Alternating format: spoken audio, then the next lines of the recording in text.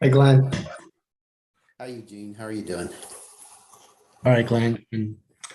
Thank you last time. Reminder and couldn't make it. So thank you for that part of it. No problem. Appreciate that.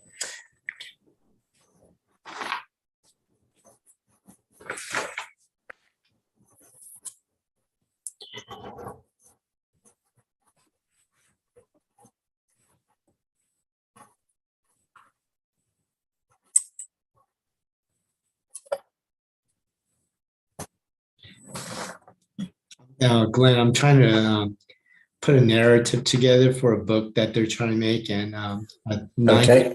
9 years of designing this thing. There's so much, so I don't know where, like it's so hard. It's so hard to put a focus. Yeah. I got about 40 pages, but it's like, do I want to do that much more? Do I want to do more? Oh, it's hard. It's hard writing a book, isn't it, Glenn? Yeah, Glenn, it have is. you written a book? Have you written a book yet, Glenn? You probably have. Oh, yeah. It's really. Hi, Eugene. Hi, Glenn. Good evening. Oh, Hi. hi. Hi, Armin.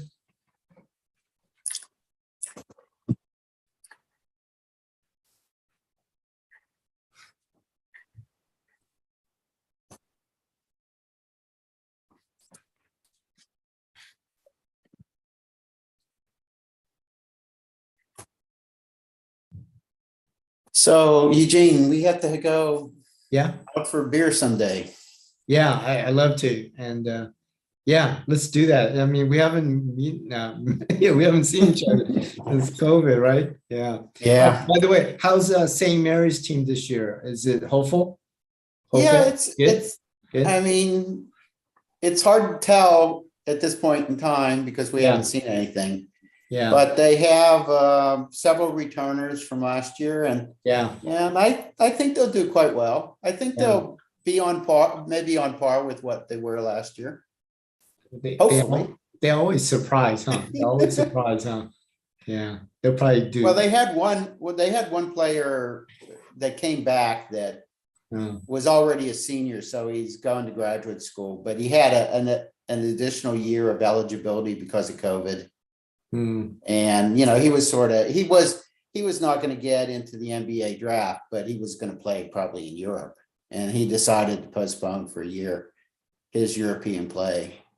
So that works well for them. He's really good defensively. I mean, he's really good defensively.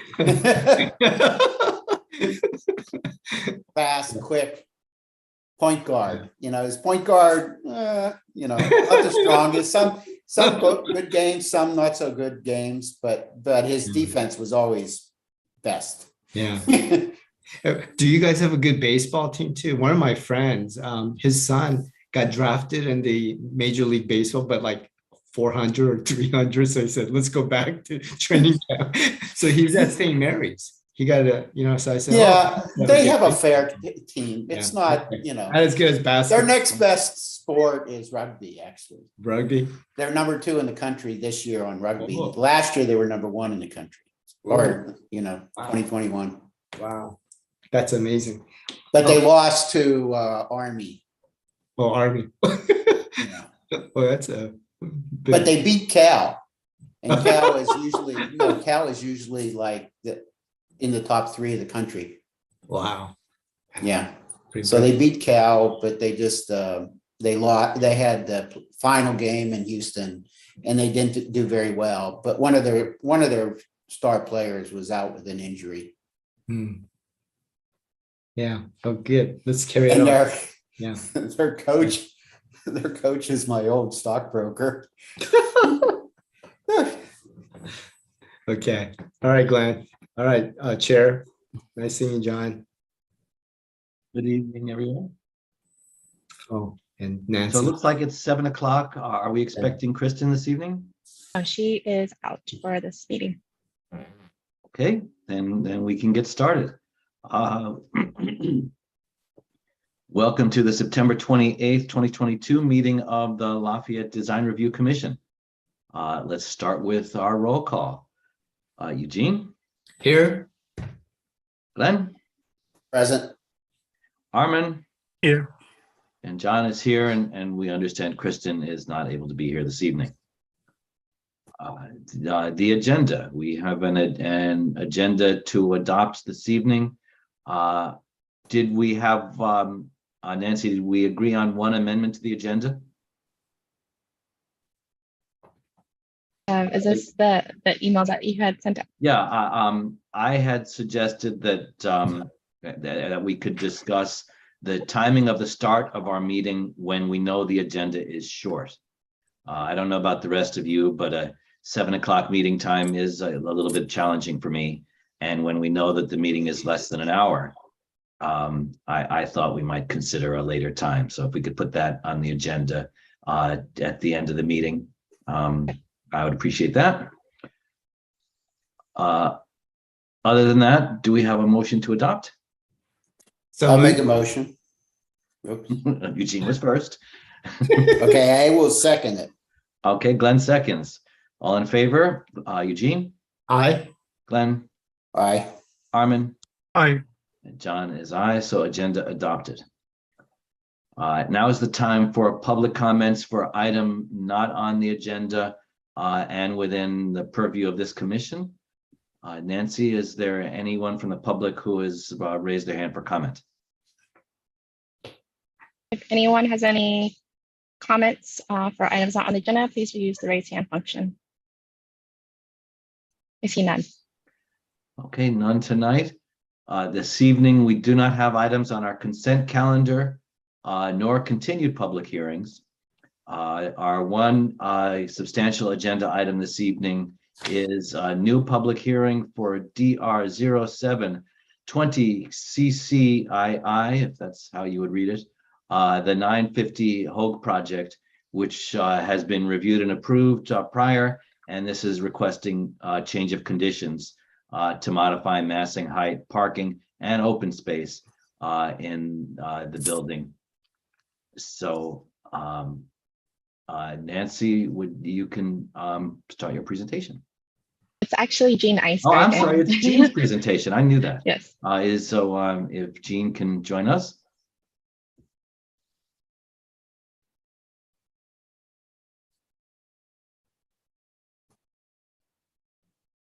I am promoting her now.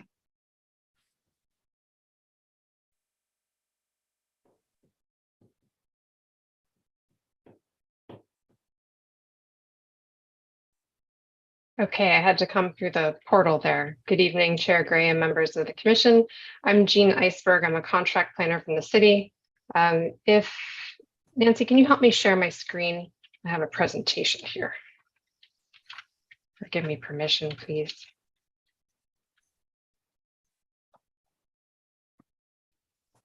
Okay, great. Thank you.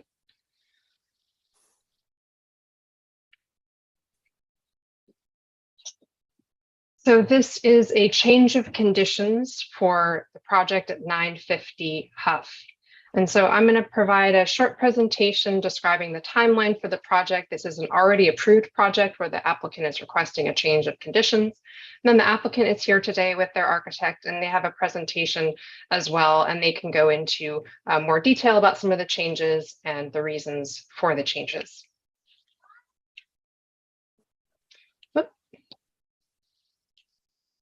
So just orienting you to the site, this is in downtown. This is Huff Avenue here, and it's this sliver parcel that abuts the creek on the east side.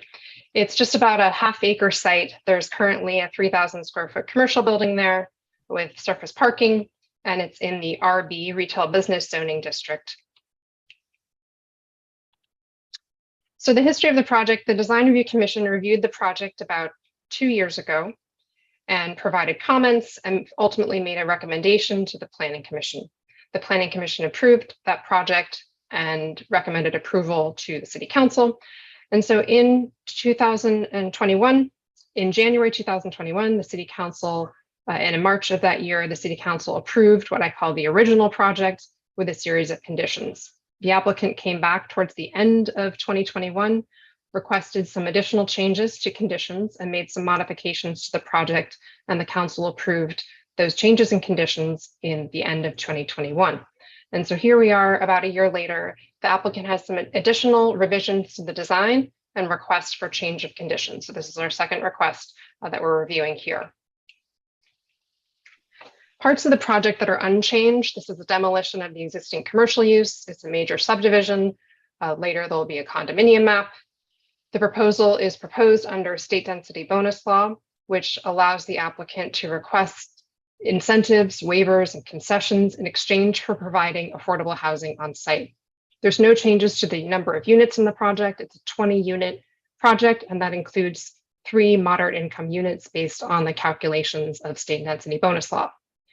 Additionally, the original approval included an easement at the back of the property to allow for a creek trail should access become available from a public right-of-way in the future. And so that creek trail easement has been executed, and we'll talk about some changes to the rear yard and the open space there, but that creek easement has been executed and is still part of the project.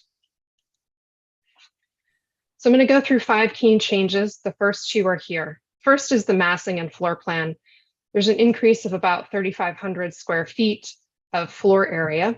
Part of this is due to, as they've been working on the building permit drawings, understanding the structure and the structural grid to allow for stacking of units. Additionally, there has been a change to the top floor to increase the amenity space, including the outdoor rear deck. But this is where most of that floor area increase is coming from. That's the 4th floor in the community amenities.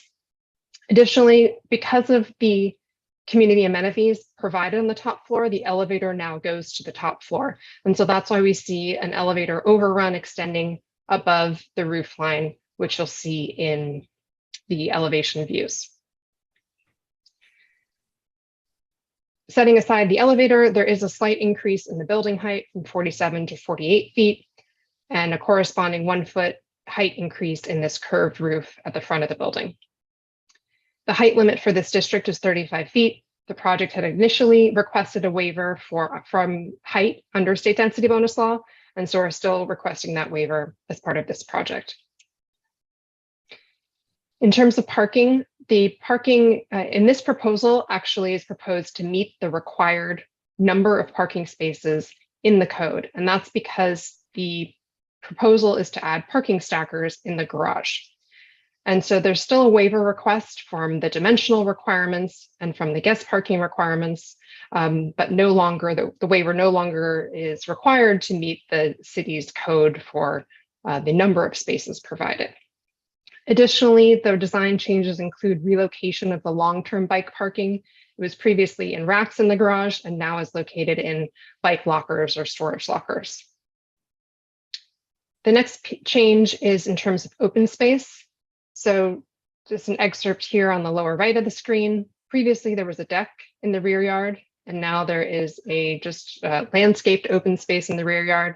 And then you can see that it's a springing easement, that creek trail easement that would still exist should access become available along the creek. I mentioned that the outdoor roof deck has been expanded. And so this has actually increased the usable open space as the city defines it. But still a waiver is needed under state density bonus law because the open space requirement is still not being met on site. It's just improved a little bit since the approved design. So last but not least are changes to color and materials. And so the applicant describes this as a more muted palette. There have been changes both to the colors, but also to materials, including the addition of more Corten steel, of cast in place concrete. And so you see that sort of muted colors on the front facade. It used to be more rusty red color, which you can see in the attachment where they compare the side-by-side elevations. And then there was also a change at the corner windows to both the width of the mullions and that design of the mullions in the corner.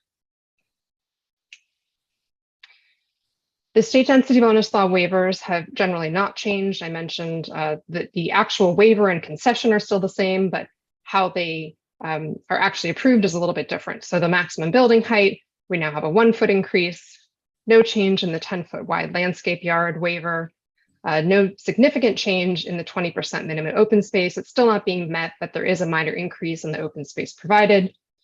There's an objective design standards to reduce upper level building bulk in the code. There is a minor increase in floor area that design standard still not being met and therefore is still included as a waiver. And then I mentioned the parking standards.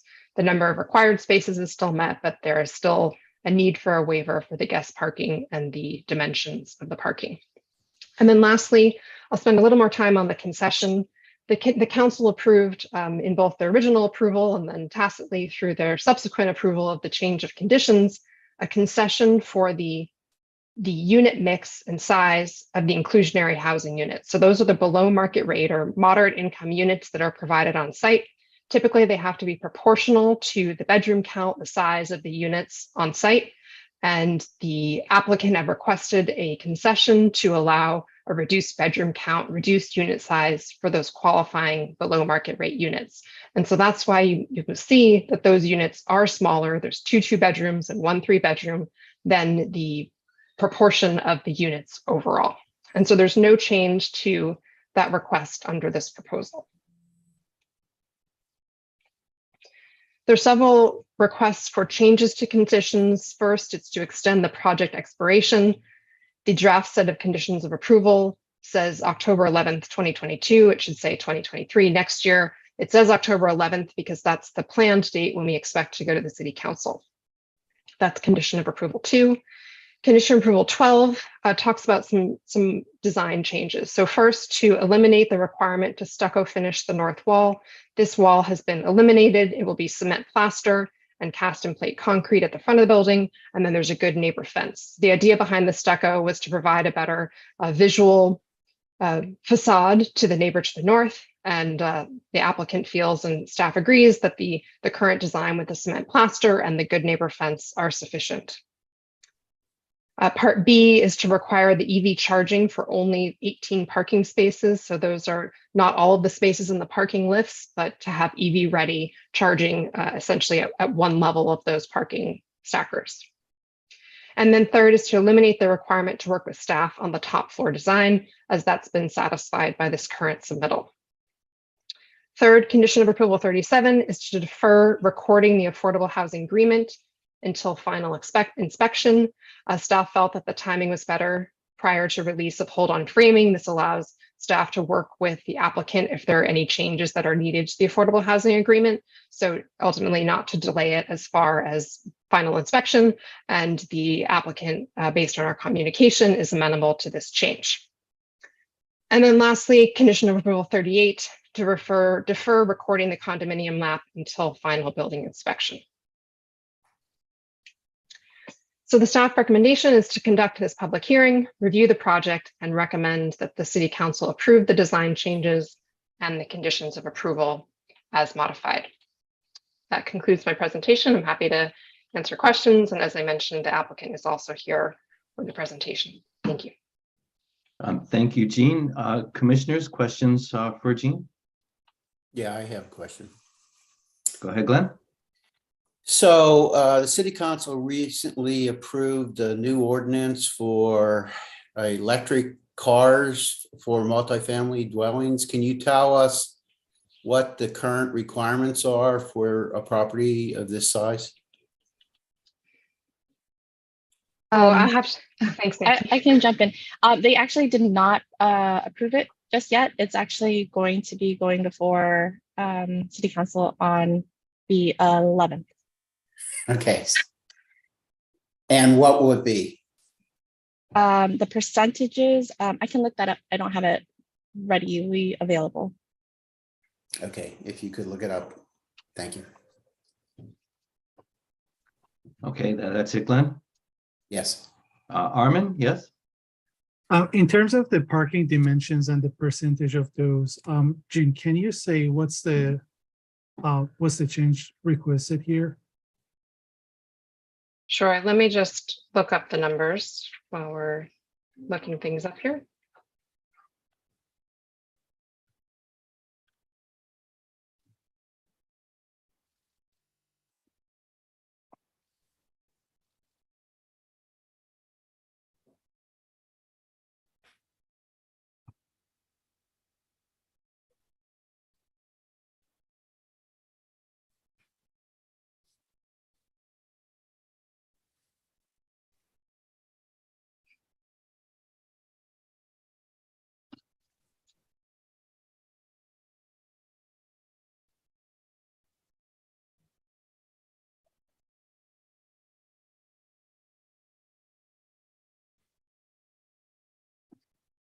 So in terms of the parking, first, in terms of dimension, the spaces adjacent to structural elements are supposed to be widened to 3 feet. So that's to stay away from columns.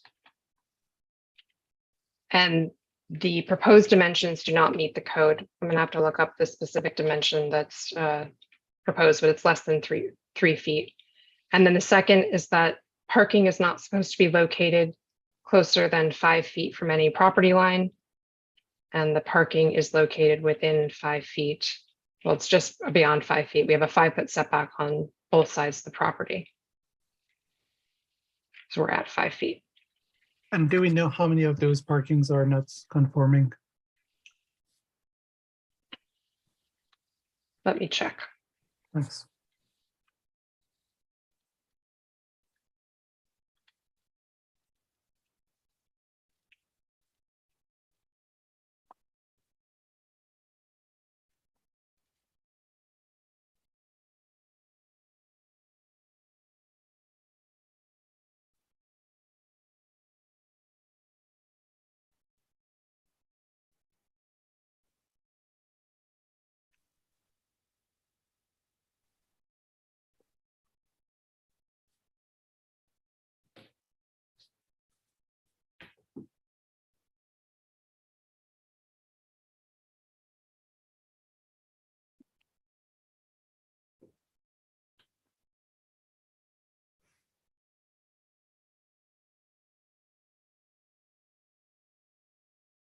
I may need to defer to the applicant or the architect who's on the line.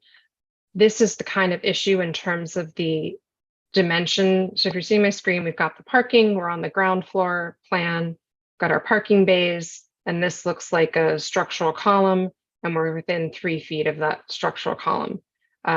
It's hard for me to dimension the plans on the screen, but I may ask the architect when they're speaking if they can address that. And then the 5 feet, we're at a 5 foot, we're 5 feet from the property line on on this northern property line here. And so we're just at 5 feet from the property line in terms of our parking.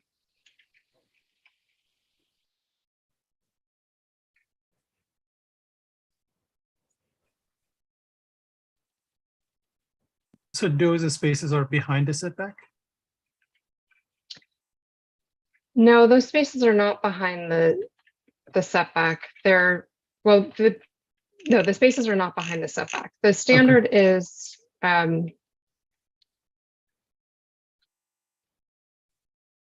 parking and location shall be no closer than 5 feet from any property line. And I think the issue is just that the parking is 5 feet from the property line. Okay. The building is 5 feet from the property line.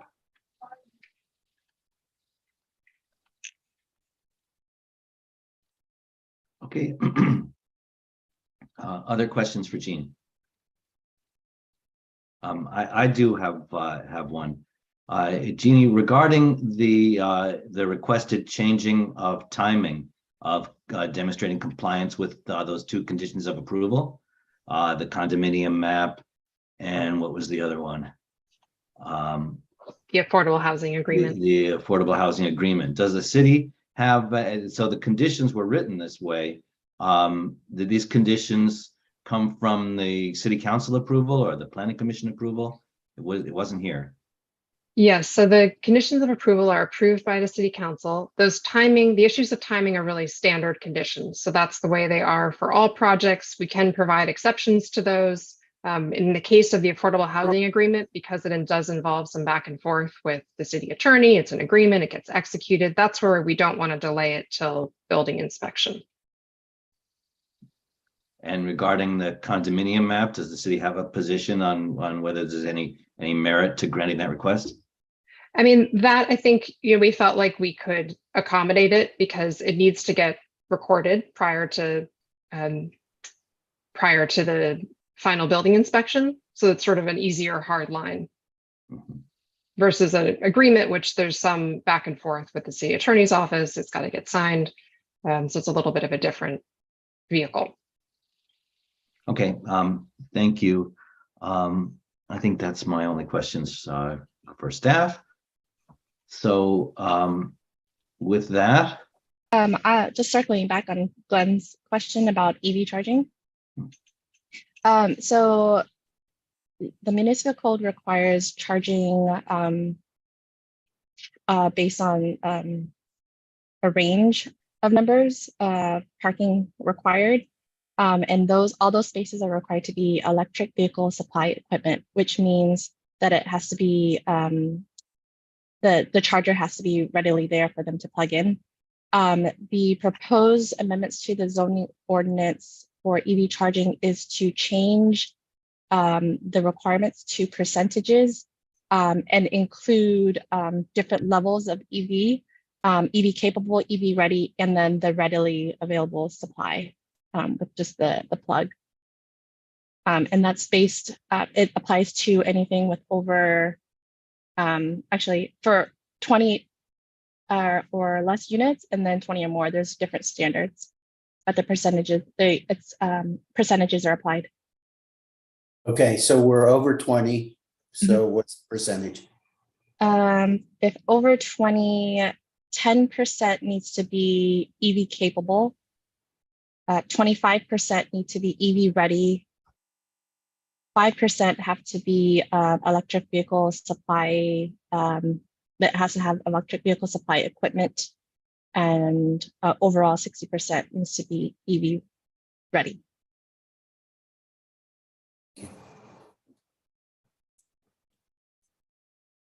okay, so Glenn, that answers your questions. Yes, it does. Okay, then with that, we can invite the applicant to make their presentation. The applicant has up to 10 minutes to present. I'll be promoting Brian Griggs, Jeff Stone, and their architects.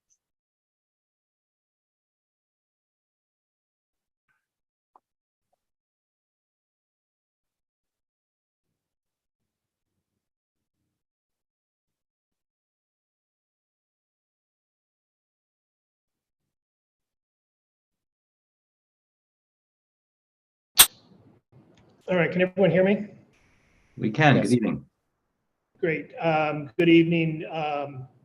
And Jean and Nancy, thanks again for the continued help, and to you commissioners for your serving on design review. I've seen a few of you over the course of the last 2.5 years as we brought this project forward. I am out of the country right now, so I've had some connectivity problems, but if I am unavailable, Jeff Stone, who's my partner in the project, who you know well from his Oak Hill project and a number of other projects he's done in town, and Paul and Cullen from Form Fork and Pinch Hit. Paul is going to give most of the presentation, but I wanted to thank you again for the time you've put in. We're extremely pleased with how we've been able to refine our project.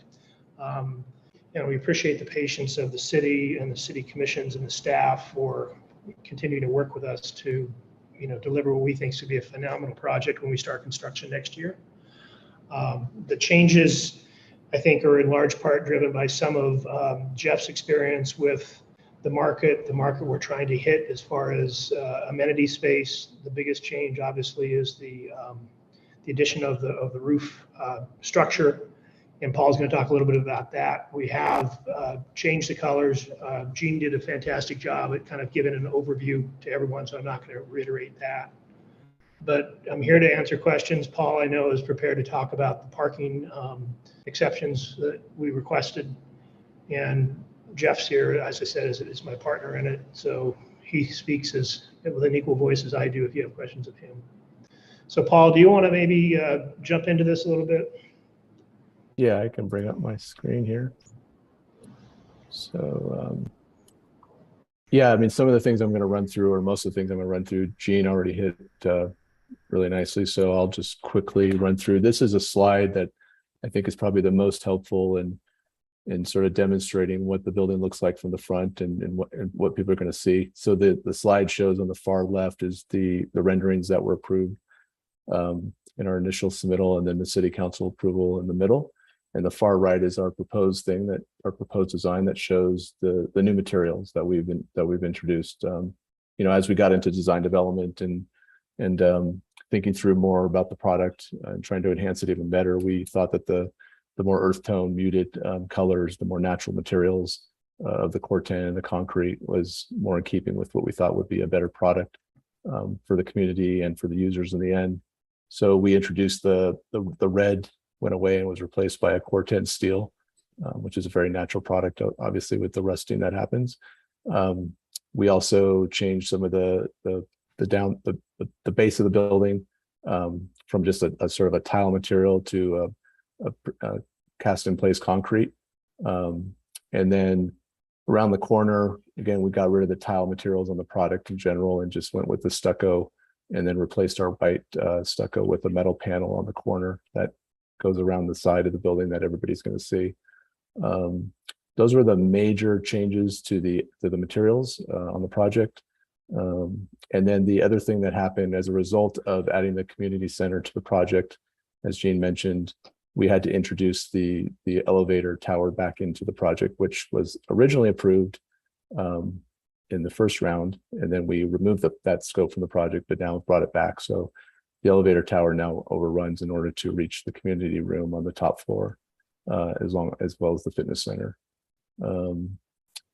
Let's see, the other major changes, we removed the bioretention planters at the street, and then have basically provided all the planting that we need along this edge, as we've always had, but no longer need to do it with bioretention, so we can plant as needed. Let's see, trying to go through the major changes here.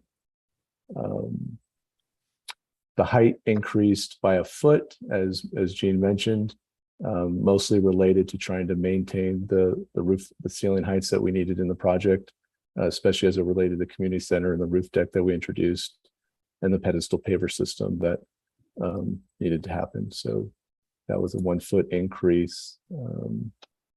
Let's see. The other, well, to address one question that came up while you guys were talking about the parking, we actually are outside the setback with the parking because the building is on the setback line on the side. So you've got the wall thickness. So obviously the parking is well within the required setback that we need to provide. The parking spaces that do not conform have to do with the ones, I'll show you here, just to give you an example. We've got the parking column here in between the spaces. So any space that's next to a parking column is, doesn't meet the Lafayette code, but that's nothing that we've never had. We've had that condition throughout the entire project. And then we've had this same condition at the end of the parking where we don't provide the necessary backup space here. But again, nothing has changed as far as that. The only thing that we really changed about the parking is we added more by introducing the stackers. And let's see. The other change is we removed the CMU wall that used to run along the property line, in sort of developing the design and figuring out the code requirements. We determined that wall was no longer needed. So we removed it and replaced it with a fence. So that's one of the major changes there. Let's see. I think that captures all of the changes we made that Jean went through.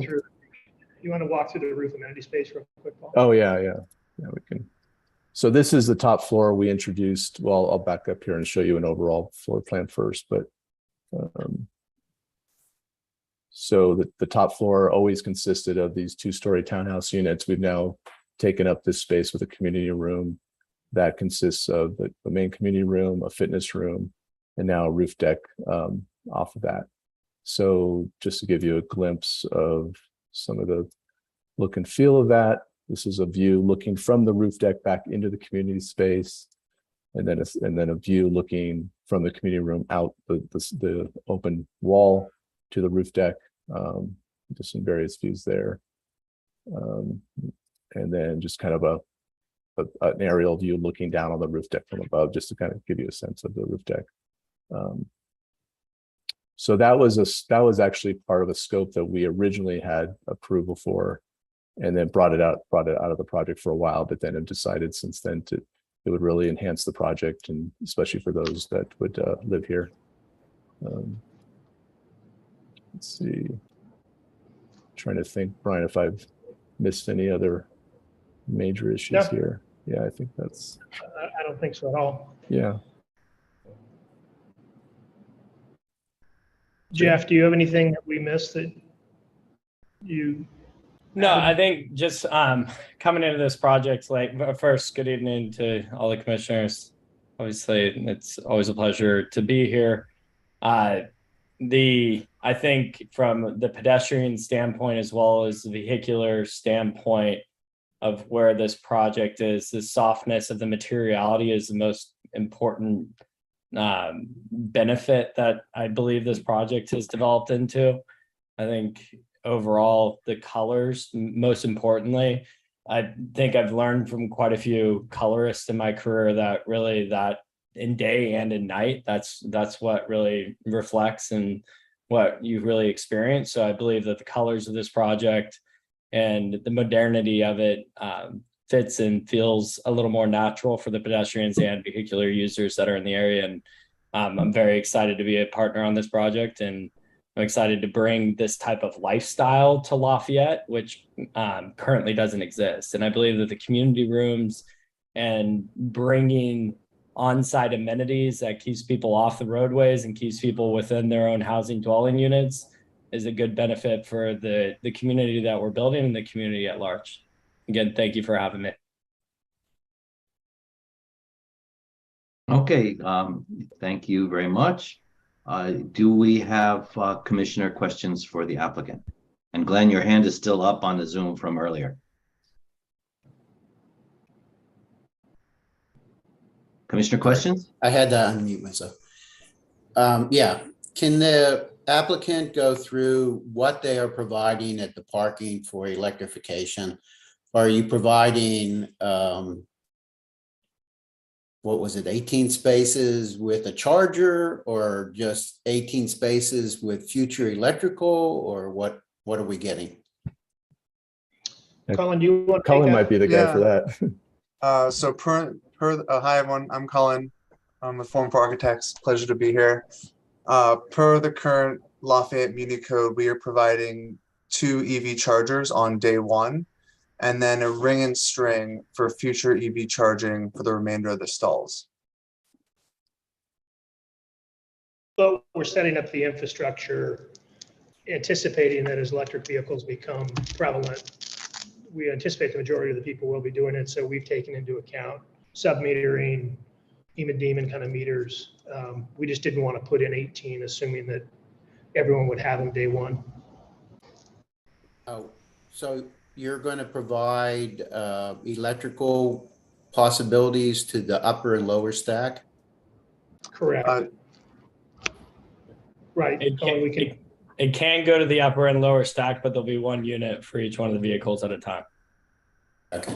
Yeah, so you can't charge both your electric vehicles. Every resident will have a stack. And so they can, if they have 2 electric vehicles, they'll have to charge them 1 at a time, I think is what we're trying to say.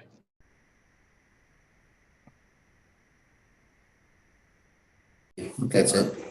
All right, thank you. Other questions for the applicant? Eugene. Yes, to the chair, to the architects.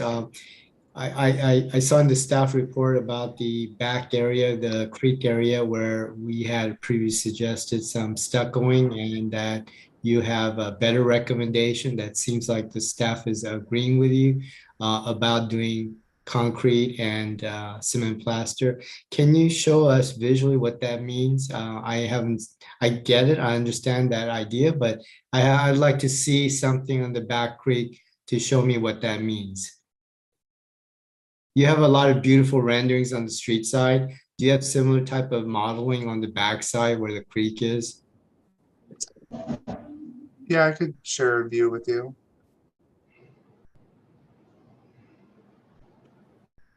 This is from the creek looking at the east facade. Mm. And can you describe where this particular narrative of the stucco previously recommended by the commission, and now a better recommendation that you take that out and do the cement plaster with concrete exposed? Can you describe where that is? Oh, I Yeah, actually Yeah, think that's that's on, actually it's on the uh, north elevation. yeah, that's actually the north elevation. So Oh, if you the look, north. Oh, not at the creek. Oh, I thought that was yeah, the creek. actually, let me pull it Okay. up here. Good, please show me that one. Thank you. Yeah, yeah. Yeah, so previously Yeah. where the 6 foot tall wood fence was, there was a 10 foot tall CMU wall that we were gonna put a plaster coat over. But we ended up Oh. removing that wall and replacing it with a wood fence. I see.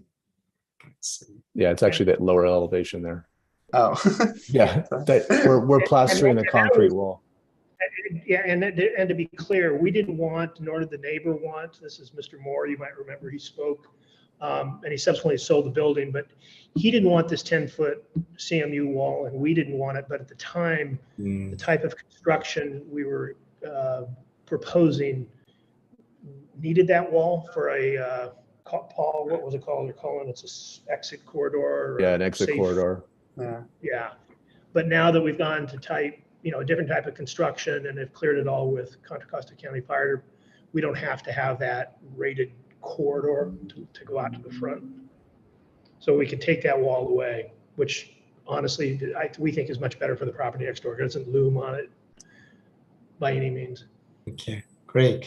And to the architect, the concrete finish, the concrete sounds very exciting. Core 10 steel looks exciting and sounds exciting, that is.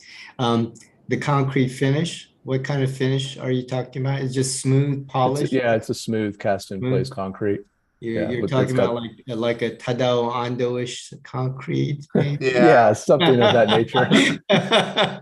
Okay. But yeah, it's got the reveals Okay. built into it. Okay. Yeah, but that's Then generally on- the idea. And then on the core 10 steel, they do have slightly variations on core 10 finishes.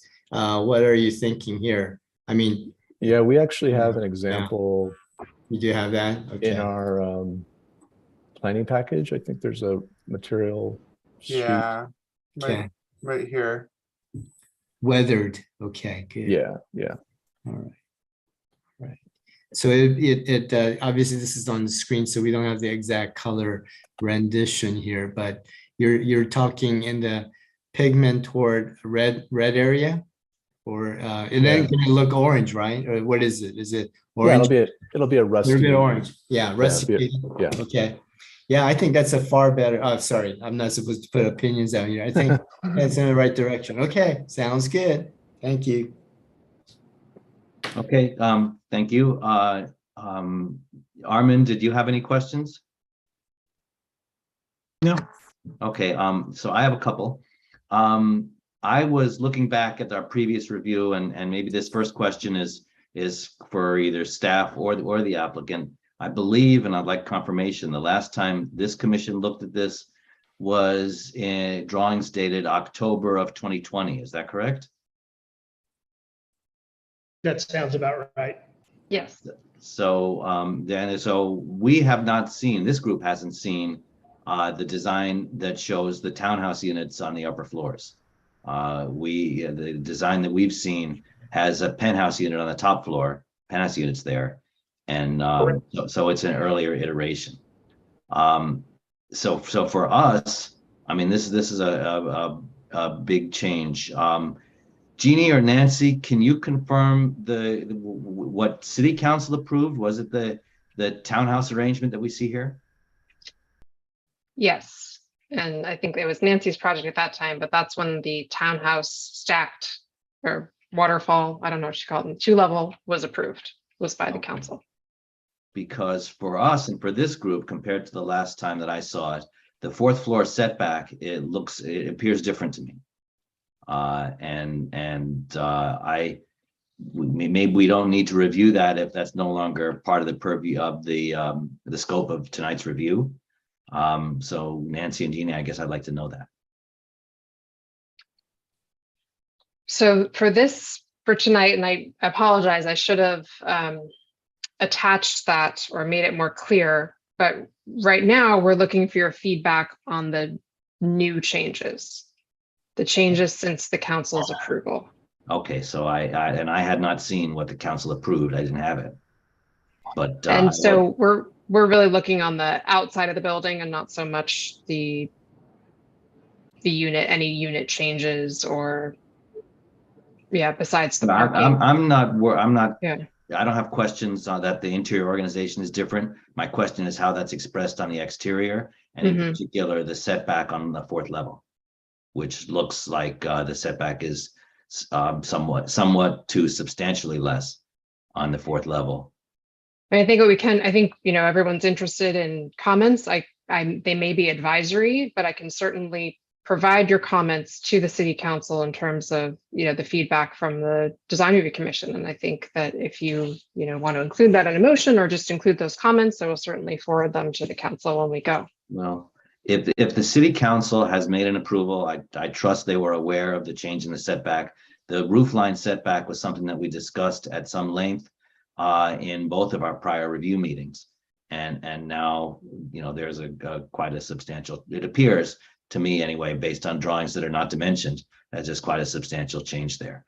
But as I say, if the city council and the planning commission before them have accepted that, I don't think we need to go over that here. If that's the case, can you confirm? From my understanding, I recall before there was a shade structure at the front and there was no massing. And then that outdoor space was removed in the last iteration. So this new community room that's enclosed is new. Okay. And it is reducing. Regarding your questions of the relationship with the roof overhang and the building, that relationship has stayed the same throughout the project. In addition to that, we've been maintaining the request of a 3-foot setback of a guardrail from the edge of the parapet. Well, That has remained as well. I'm referring to the shade structure at the front of the building.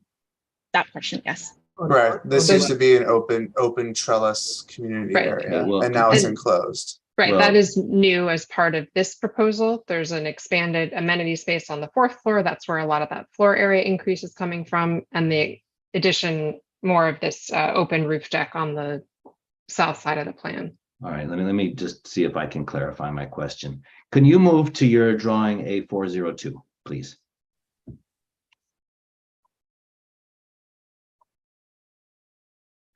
And your transverse section number 3. The 4th floor setback, the roof line distance from the property line is what my question is, because when I compare that to the same drawing dated October of 2020, the section looks quite different. Here the roof line comes, you know, only a foot away, overlapping the railing, and it's very different in the earlier design that I'm looking at. I don't know if any of you have the 2020 version, or I could share it from my screen, but there is a 3rd section, or a 4th section rather, on that page. So we've got a section 3 and a section 4, which show a very substantial setback on the 4th floor, which I thought was a positive aspect of the design to minimize the visual impact of the top floor. And I see that eroded in this current design. So through the chair to the architects, can you put side by side the one that the city council approved to the current, and just confirm, and then maybe the one that our chair is referring to, what we saw as a planning commissioner group, maybe also the side by side, so we can kind of, you know, a document speaks for itself. If we see that, I think that would be helpful for me. And I certainly don't want our chair he's a very busy guy. I don't want him to splice these pages for us here, right? Can the architects do that for us? Or if you need to do that as a deliverable through the staff, you could take that. But I'd like to help our chair out. He wants some more info. I would like to see that. Thanks. Paul, I think Yeah, we page have 8 that in this package. Okay, Yeah, side by that one. side. Yeah, the one at the top is the proposed, Okay. the one in the middle is the last one. Oh, okay. There you go. There you go. Yeah. Okay, the city council submittal is that. Then that next one is the next one. Oh, previous to that. Okay. So the lower image, if I'm right, is the one that city council has approved. and the upper image is what you're here to discuss this evening. Is that correct? Correct. Yes. So that answers my question. The rest I will save for comments. And let's see, I think that's my only question. So with that, we can open the meeting to public comments if there are any. If public has comments on this agenda item, they may speak for up to 3 minutes. There's no one besides the project team in attendance. Okay, well, then the applicant doesn't need to make any response to that, which can bring us straight to commissioner comments. Is there anyone here who would like to start? I could start tonight. Glenn always does. So, but you know, we've seen this applicant many times, and I think my observations tell me they made, for me at least, my opinion, one opinion, made significant progress to the choice of materiality. I think that but again, the details, right? The concrete polished surface, how that turns out, and also the Corten steel, you know, a palette that they're going to pick. I think those are much more, for me, more exciting to see than cement plastering and all the other things that we were previously been looking at, and the wood panel, so to speak, the fake wood panel. So I'm very encouraged by this, and for me, I like the direction of this design. Now, with respect to the variances, you know, we're mandated under the rules of that ordinance, right, that allow for some variation. But again, I have no problem with these new changes as well at this time. Go ahead. Next. Okay, thanks, Eugene. Armin or Glenn, who first? Yeah, I can go. Okay, go ahead. Okay. Yeah, I'm just addressing the changes that we're seeing since the city council approval. So color wise, I like most of the colors, although to be honest, when you're showing me this Corten steel, one picture looks reddish orange and one picture looks brown. Okay, so on the rendering. So I tend to like to go away from the orange and stay towards the brownish. That's my own opinion. I think that the fence instead of the 10-foot high wall was a great improvement on the property line. Glad to see that. I think that the community room and the revised deck up above is way more functional than the open deck that was there before. I'm really appreciative that we got rid of the deck that was within the creek setback. I never wanted that to be there in the first place. I like the landscape plan in general. I do see an improvement, you know, even though you're asking for a waiver, I do see that the open space is improved in my opinion. One thing that is sort of unresolved to me is the EV for the garage, okay? Because you said you're providing 2, and if I know what city council is going to approve on October 11th, is 2 is not going to be the magic number. So I would like to see it match whatever the city council requirements are at that time. And I also would like to see maybe a bench back there in the rear, sort of overlooking the creek. I think that it would improve the ability of people to make more use of that area. I don't know if you can create a little bench into the midst of the gardening area that you have. Obviously, you'll change some plants, but I think it would be an improvement to have some type of bench. Not a major bench, but a small little bench out there, contemplative bench looking at the creek. I I don't have a problem with the elevator height, and I don't have a problem with the 1 foot increase in the front facade.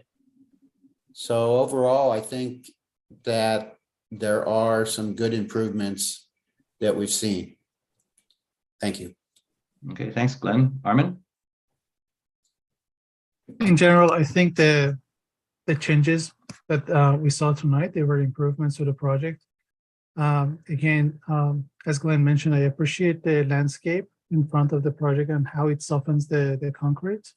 And also the new material palette, I think, is looking better than what was before.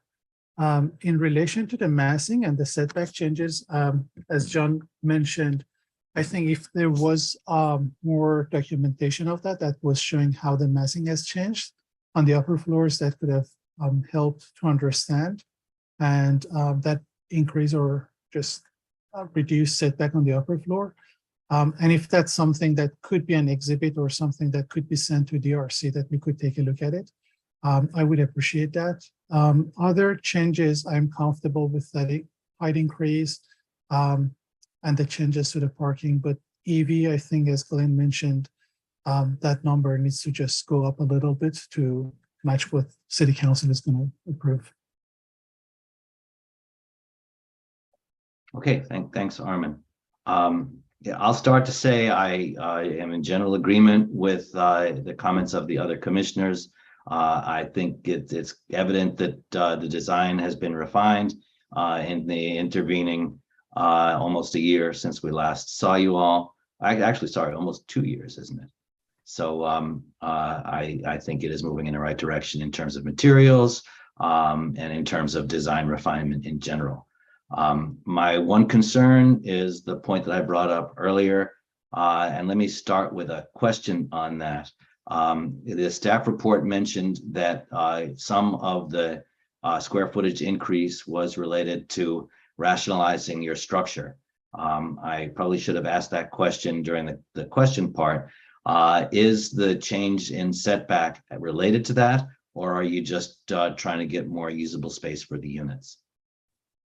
Jeff, do you want to jump into that about? I want to make sure I don't answer incorrectly. There's the and I don't have the exact footage in front of me. The majority of the footage was added for community space, which I believe makes up, and colon, if you have Like that. 71% of our ad. It's in that. It was like And then- 71% of our ad. My concern is not area so much as the change in the visual roof line, and I want to understand what's driving that. Paul, or is that for the 1 foot? Are we talking height, or are we talking from Width. width? I think before I lay that to Paul, I think a really important part is to think about the context of which that site is seen, the buildings that are currently there, and the depth of the lot. Like the depth of the lot is a very important, critical thing to think about with that issue too. But Paul, if you could go into that, I think it's a technical question. I don't want to answer incorrectly and not genuinely. Yeah, I mean, the one thing to keep in mind when you're looking at these sections is that the distance actually varies because the building is angled relative to the property line. So while the section gives a number, it also says that it varies, and it's always varied. That's how the massing's always worked out. So it's actually something you kind of have to, I guess, look more at in plan. But it's sort of like it was in the development of the structure that we, trying to align things up to make it work, to make it stack better. That walls kind of moved in and out a little bit. Exterior walls? Yeah, because we had to stack to get shear to line up on certain columns, and so they moved in and out to make that happen. But it wasn't multiple feet, as I recall, Paul. It was, a foot, 18 inch kind of thing. I think we also, Chair Gray, changed the roof line itself. Since you saw it, it used to have clear story. That was a kind of a, Colin, didn't it have that elevated story when we brought to DRC in October of 2020? Yeah, Correct. That was one of our designs. Yeah, and we're happy to provide, per one of the other commissioners' requests, detailed information to try and get you comfortable with this. We can get you something, I'm sure the next day. I'm clicking back and forth between your two sets of drawings to try to better understand it.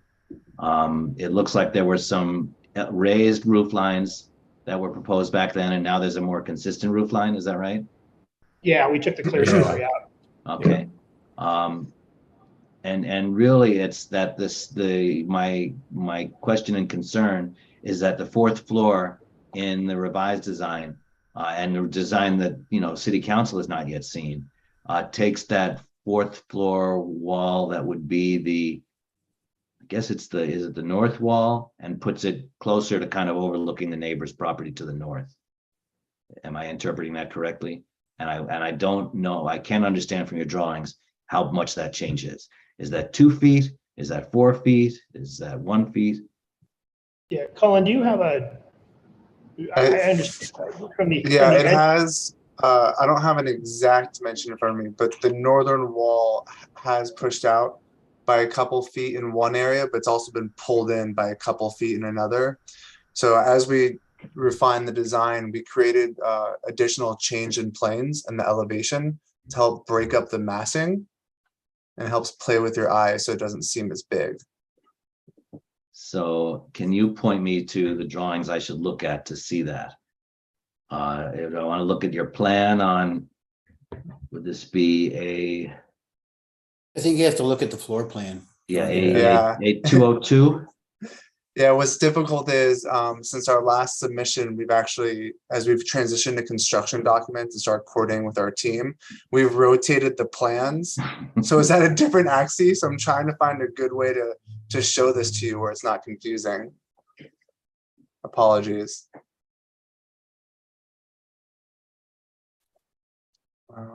What's the best way to do this? And Paul, while Colin's looking for that, Paul, I mean, one thing that's important to note is this fourth level, what is it, 60 feet off of the street, Paul? Where maybe it's less now, the community room there, but. Yeah, well, the farthest most wall that we're going to be talking about is definitely 60 plus feet from the street. I know I'm not worried about visuals from the street on this. I'm worried about the impact on the northern neighbor. I gotcha. Okay, that's fair. I just want to try to understand it here. I'm looking at a 202, the October 2020 version and today's version. And, is it more than a couple of feet? Almost positive it's not, but do you have it in CAD where you can just pull a couple lines off of it, Colin? Or? Yeah, I'm trying to pull it up. Apologies.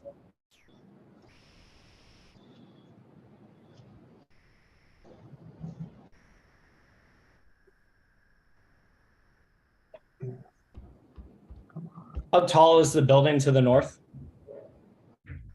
So we have a bunch of context photos. I think it's about 38 feet, Jeff.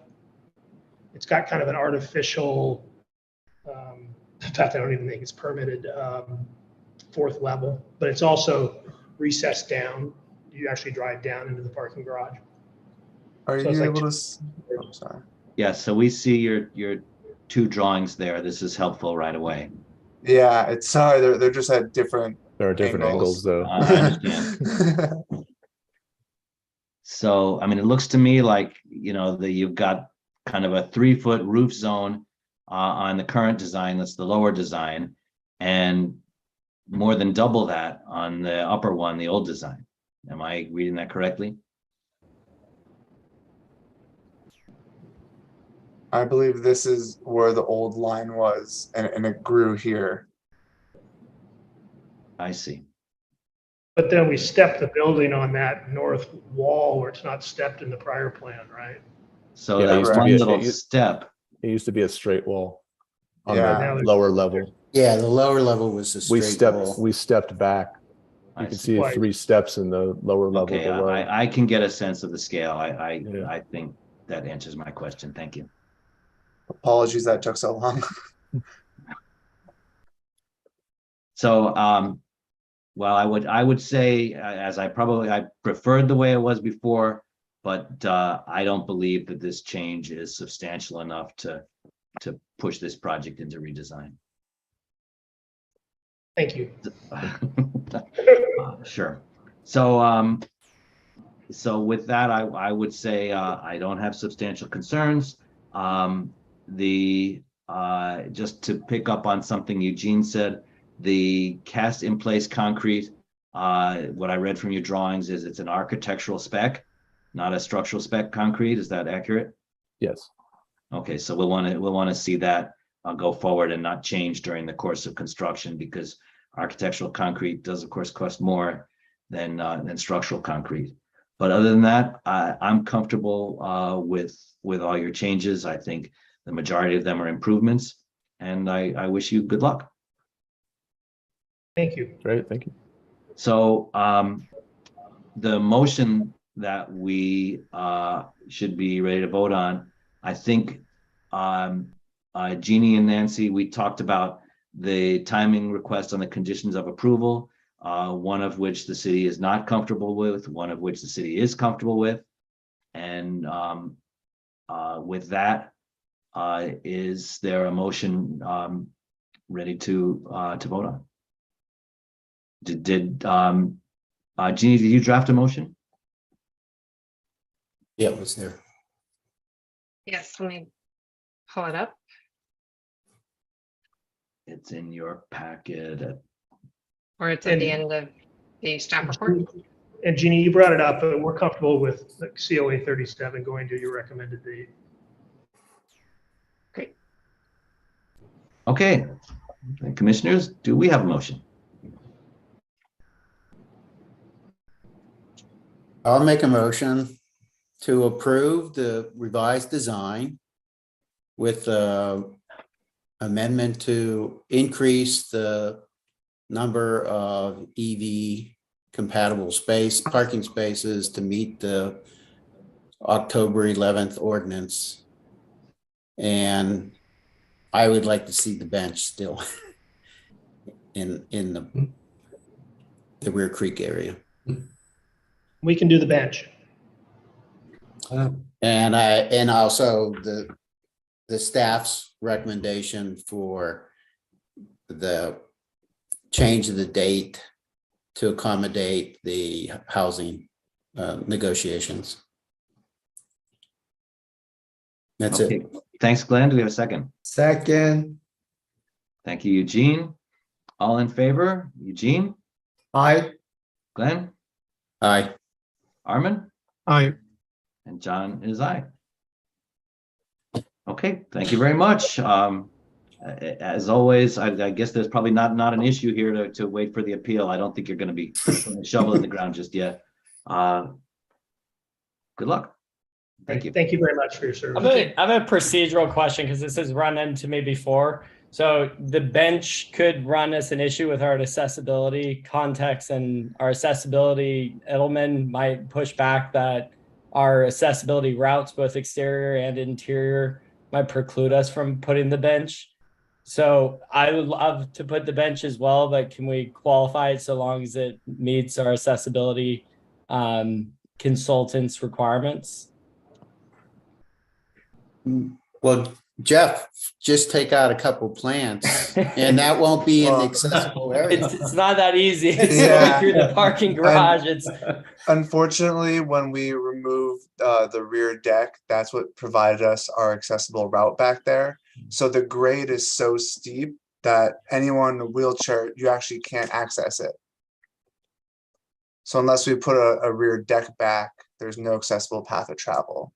and I really don't want to be this pain in the ass, but I want to make sure that I'm making it clear what we can and can't do based off of the. Okay, so if I understand you, you're saying is the grade of the landscaping is such that it's not accessible to meet what, ADA requirements? How about this? With the exhibit that we send, we'll also send something from Edelman that will clarify this issue. Okay. Yeah, I would add that comes the Okay. time that an accessible pathway is put in there by the city making use of that easement, accessibility issues will be accommodated. Very true. Thank you. Yeah, and also we're making a recommendation to the city council, right? City council is going to look at this. So we're going to be watching the TV, making sure the benches are there, but we'll see. Okay. All right. Thank you. Appreciate it. Thank you, guys.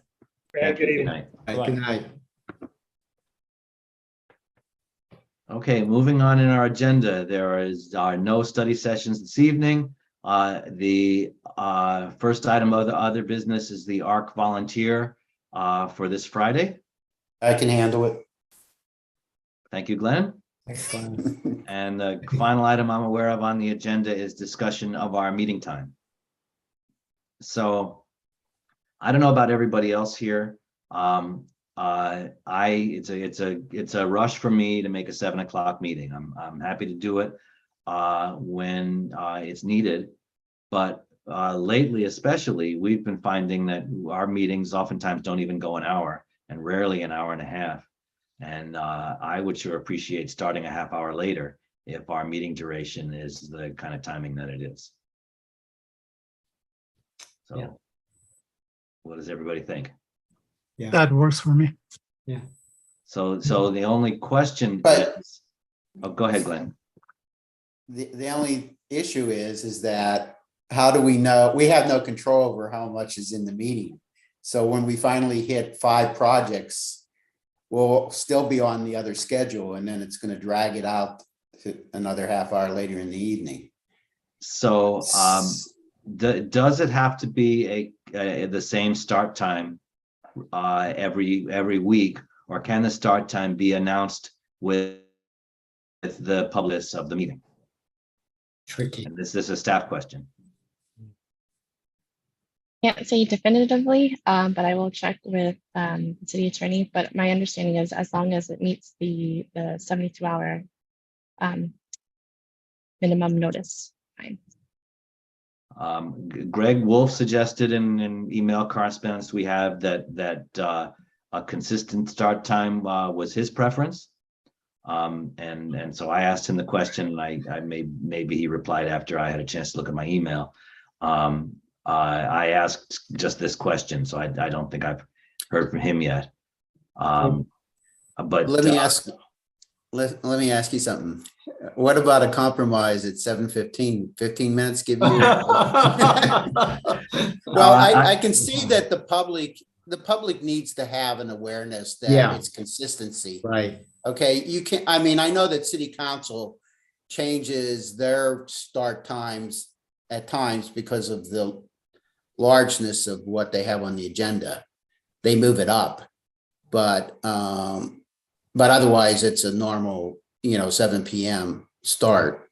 And so starting at 7:30 already puts us behind other commissions. Yeah. But I want to accommodate John. I mean, at this point in time, we really don't have that Yeah. much of on the agenda. well, I also believe that I don't think my situation is unique. I think that a lot of the public might be easy. It might be easier for them to make a 7:30 than a 7 o'clock if we know we're going to be done by 9 anyway. Again, it's what the issue is, because people have children, they have to get them ready for bed, for school. So if you hit a project that is in order of that magnitude, you'll have complaints that it's late. Yeah. Well, my experience at another jurisdiction for 16 years is that when you push it back, it's easy, but when you want to push it back forward again, they're going to say, oh, I thought it was at 7:30 and they missed it, right? So when you push it back, they still have 30 minutes to adjust, say, oh, it's a new time. But when you now push it forward, some people don't read agenda. They just get automatic in their brain set. So that's the thing. But I'm welcoming the opportunity to be flexible, John. But it's a bigger policy issue beyond my pay scale right now.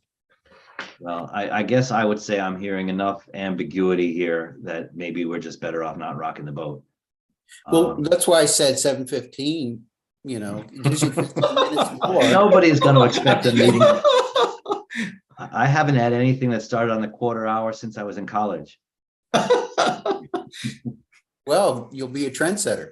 Well, But John, we need you to be successful in this tenure as a chair. Are you saying that next couple of weeks and so on until term, we do, because you're the chair. We listen to the chair, all right?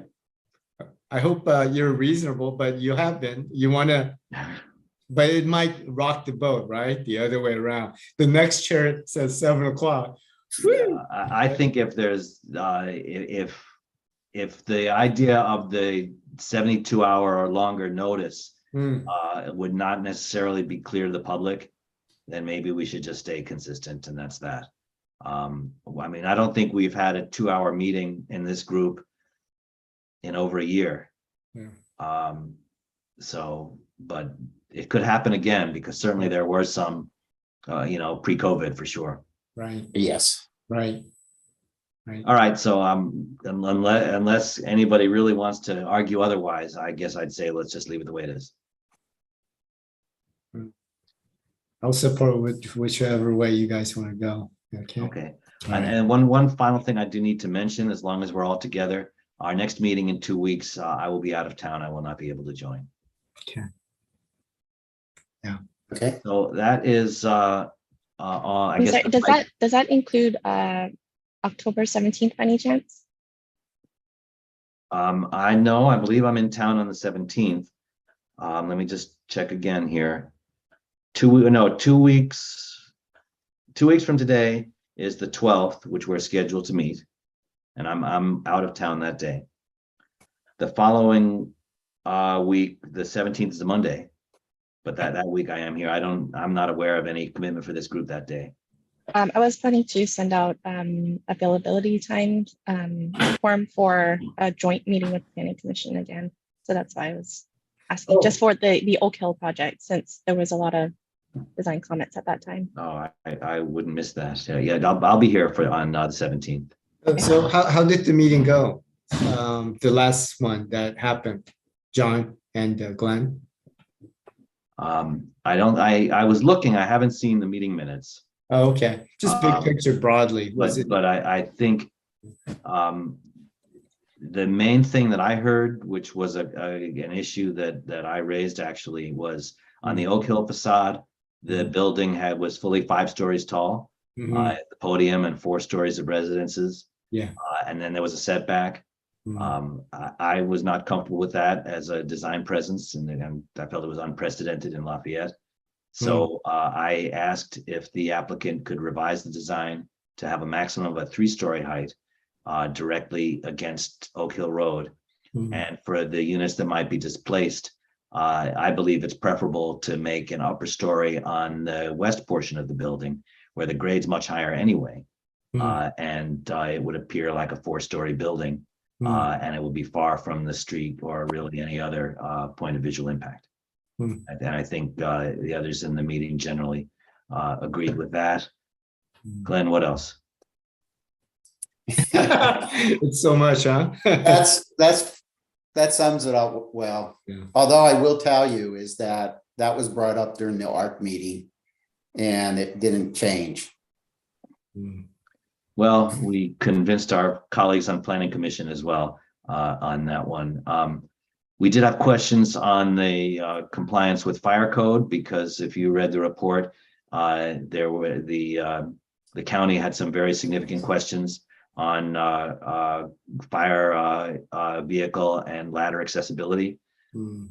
We understood from the applicant that they were working out an alternate means of compliance that was going to be acceptable to the county fire district.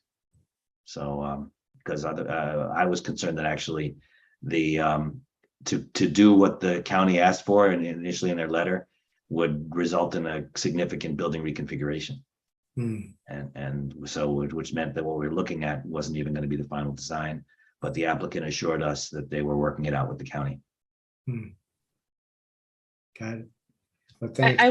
I'll forward the draft meeting minutes when they're available to the commission, so that you can read it before the next meeting. Yeah, it would be great if those could be ready in time to prepare for that meeting. Okay. Thank you. So when is our next DRC meeting then? Not the joint, but the October 20th? 19th? The 12th. Or the 12th, okay. And the 12th is, as I said, is a day that I am out of He town. will not be present, okay. So I hope you all can be here. I hope Kristen can be here.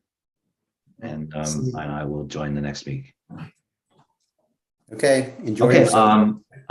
so other than that, there's agenda item 10, staff report, anything? No, there is none. I'm just follow up. I will send out an invite, or not an invite, a doodle for your availability for the site visit for the other projects that you said you were interested in discussing. I know Kristen is out this week, and John is out in 2 weeks. And I think some other commissioners said that they Yeah. have some unavailability. So I'll work around that. Be on the lookout for an email. Okay, Okay, thank you, Nancy. well, thank you, Nancy. Nancy, and thank you, everybody. With this, we can adjourn. Okay. Good night. Okay. Thanks, everyone. Bye. Bye. Bye, everyone. Bye, Armin.